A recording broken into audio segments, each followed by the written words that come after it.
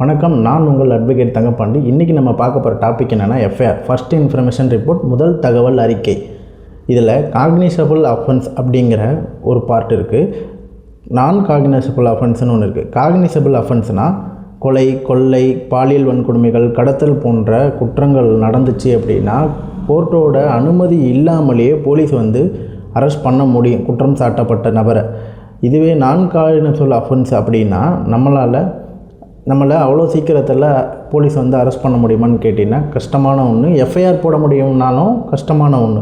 ஏன் அப்படின்னா சின்ன சின்ன தவறுகள், சின்ன சண்டை, அவதூறு பரப்புறது, இல்லை பொதுவான பிரச்சனை, இந்த மாதிரி பிரச்சனைகளுக்கெல்லாம் அவ்வளோ சீக்கிரம் எஃப்ஐஆரும் போட முடியாது, அவ்வளோ சீக்கிரம் அரெஸ்ட்டும் பண்ண முடியாது.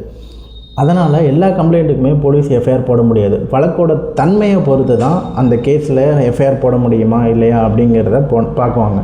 இன்னொன்று, அண்டர் செக்ஷன் 173 BNSS படி எஃப்ஐஆர் பதிவு செய்யப்படும். மேலும் இது போன்ற தகவலை தெரிந்து கொள்ள நமது யூடியூப் சேனலை ஃபாலோ செய்யவும்.